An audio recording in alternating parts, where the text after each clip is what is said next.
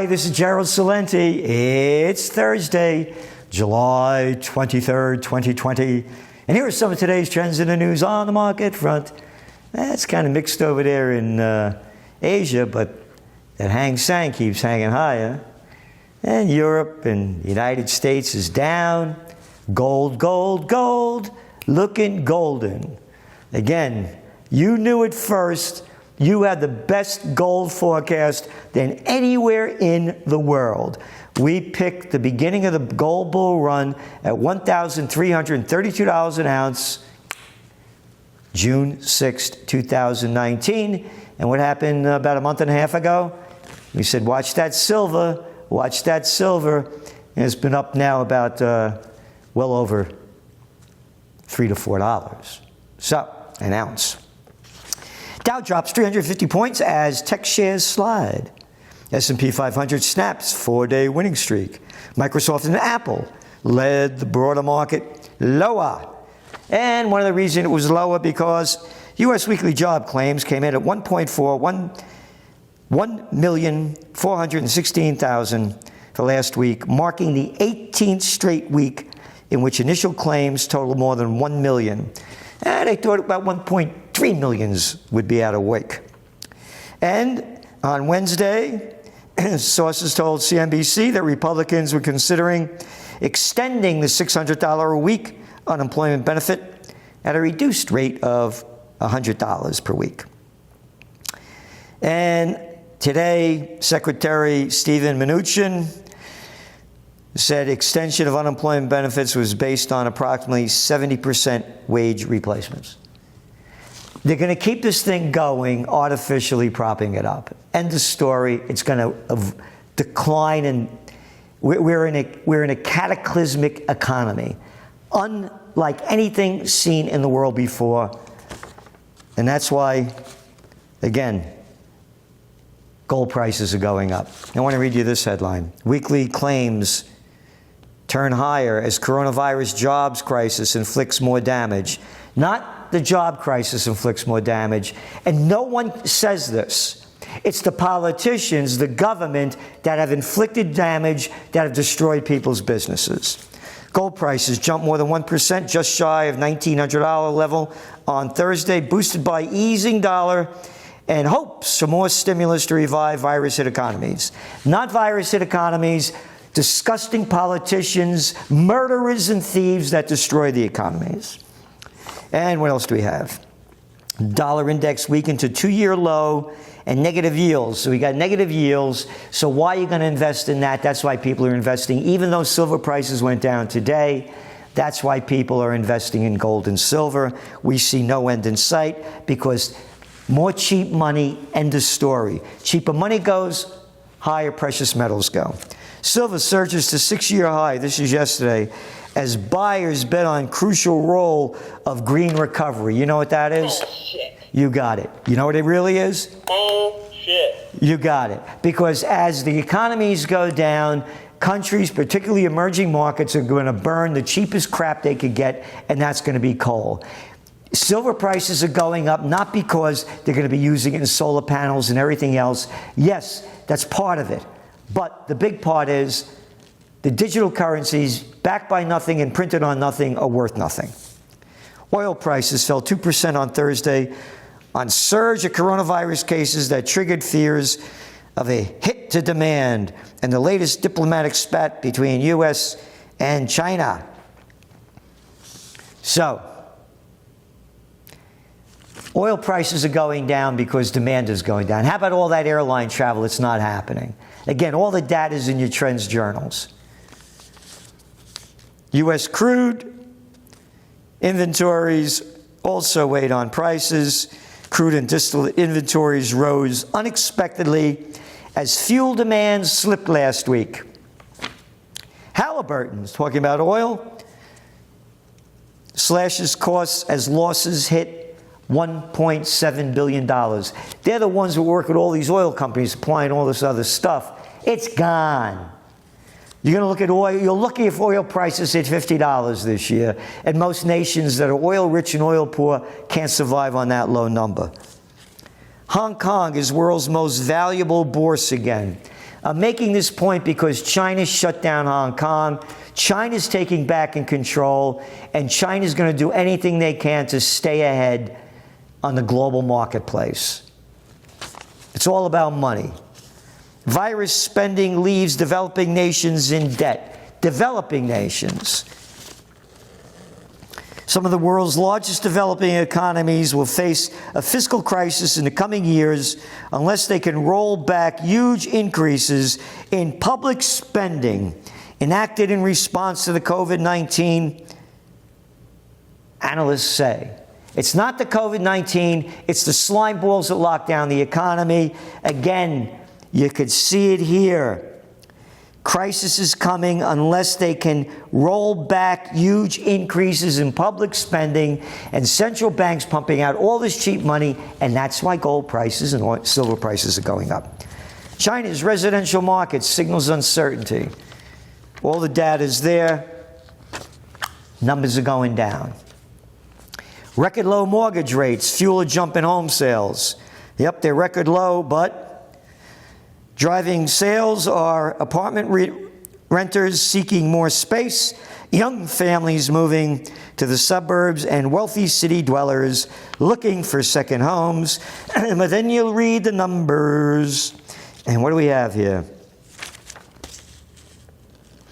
Even with the jump in home sales, monthly active activity remains well below levels that were seen just before the spring lockdowns.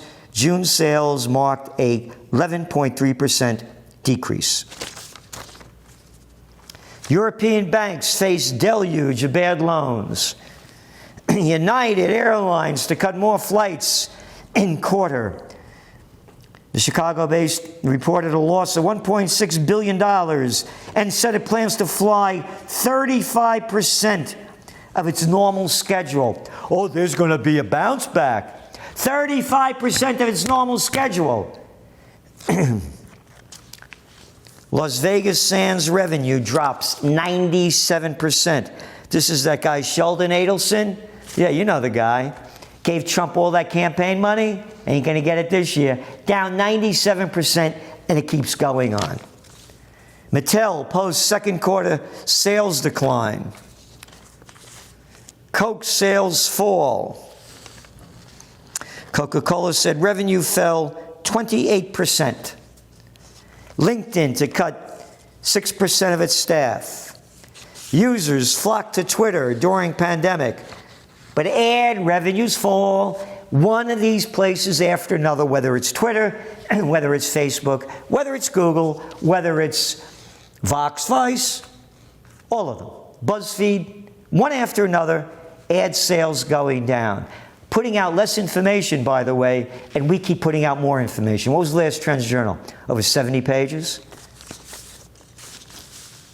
Ann Taylor owner to close 1,600 stores after bankruptcy filing. Men's Warehouse, Josh A. Bank, parent weighs closing locations. Important, Chipotle triples its online sales. Oh, great, they tripled their online sales. And that helped the Newport Beach burrito chain post the same store sales decline of 9.8%. And their CEO says safety is still an overreaching theme. So they're going to do more drive-ins. It's not safety, it's fear. It's fear. And that's all the prostitutes keep selling and the politicians. So now you have that digital orders made up 61% of its revenue. Right over here, around the corner, there was a Dunkin' Donuts. They just announced to the guy that owns the building, a friend of mine, they're gone. They're gone. Drive-in. And I said to him, boy, I hope somebody else rents it out that's local. We don't have to see a Dunkin' Donuts place. More restaurants forced to close as virus fears keep diners away. There you got it. Virus effects on retailers, worse than expected. Not worse than expected. We said this would happen. One article after another, they say, well, it's worse than expected. Worse than expected that people can't see the future and buy the pure that it's going to bounce back. It's going to bounce back. Yeah, we had that clown Cuomo's quote in the Trends Journal and all the other ones saying it was going to come back. Short on cash, small businesses brace for long-term crisis. All the data is here. The numbers are terrible. Tourist spots open, but with few tourists. Small retailers devise their own safety guidelines. I mention this because it's totally moronic and stupid. They're making up their own crap. Just like you could sit down and eat, but when you stand up, you got to put a mask on. Egypt, onto some geopolitics, backs deployment of troops in Libya. We wrote about this, that it was going to happen. Now it's happening. And I'm mentioning this because Egypt rather, they're in severe depression. That country's a hellhole. And now they're going to go fight a war over there? And they're backing the guy that's against the UN, Haftar. The CIA guy, former CIA guy, still CIA. U.S. will send agents to Chicago. Law enforcement officials familiar with the plan said more than 100 federal agents will focus on illegal gun sales of fugitives and bringing federal gun prosecutions in the city that has seen 385 murders this year. As of mid-July, a 48% increase from the same time last year. Trump pushes law and order message. In comments, yesterday, Mr. Trump blamed extreme politicians for the uptick in violence, part of an election year push that some advisors hope will boost his support with suburban voters. So Trump is sending in more federal troops. Obama, the Nobel Peace of Crap Prize winner that all the liberals loved, on New Year's Eve 2011 signed the National Authorization Act. I forget the right name of it. National Defense Authorization Act, that's it. That did away, abrogated the Posse Comitatus Act of 1878 that prohibited, or I should say, which limits the power of federal government in use of federal military personnel to enforce domestic policies within the United States. That's right. Obama did it. Trump's trumping it. I'm not so sure Trump is going to win right now. We'll have to see. It was my forecast that he would, but Senate rejects ban on transfer of military-grade weaponry to police. So they want to get rid of all this, the armored cars and all this other stuff. The militarized police. This isn't who the police is supposed to be in America. They write in the toilet paper record, the program enacted by Congress in the early 1990s, not enacted by Congress, pushed by the murderous, slimy, criminal thief Bill Clinton, and kept going with Obama. House passes defense bill by supermajority. Isn't that great? $740 billion as the economy's going down, more money going to the military-industrial complex. Very important. From yesterday's toilet paper record, coronavirus update. Centers for Disease Control and Prevention found that the number of infected people, quote, far exceeds the number of reported cases, end quote. In some sections of the country, the study said the actual infection rate was up to nearly 13 times higher.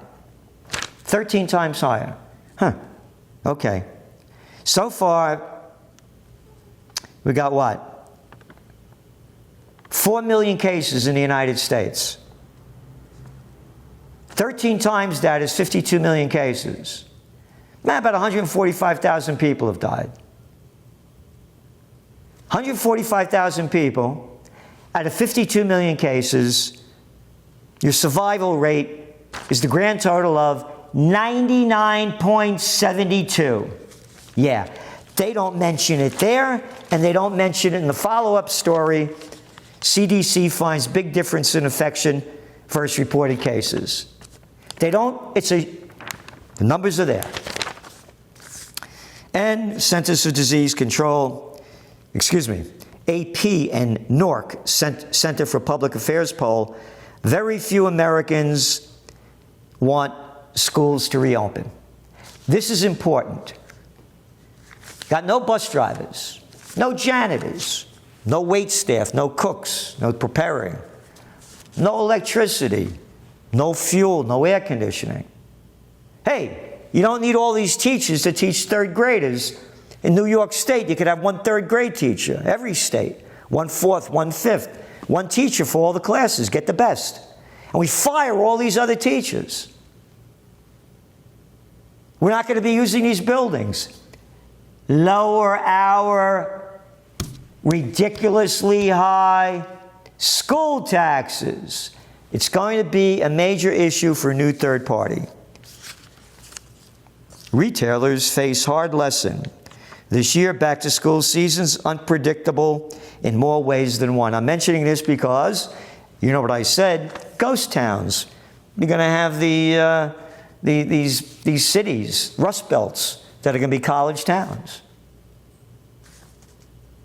And now all the stores that aren't selling things, so kids go back to school. Drastic cuts threaten to hobble the transit system in New York. Yep. Humans made Trek 30,000 years ago. This is from today's Wall Street Journal. Archaeologists in Mexico found stone tools and other signs that people were living in North America 30,000 years ago, much earlier than widely believed. Yeah, no kidding. We don't have a clue what went on. We don't have any idea. But I'll tell you one thing we have an idea of. 2020 is going to be remembered hundreds of years from now as when the world changed. This is Gerald Celente, and that's some of today's Trends in the News. The COVID-19 war has changed the world, but who's prepared? What's next? It's in your Trends Journal. Trends Journal subscribers are prepared. Subscribe to the Trends Journal. Read history before it happens. From the world leader in trend forecasting.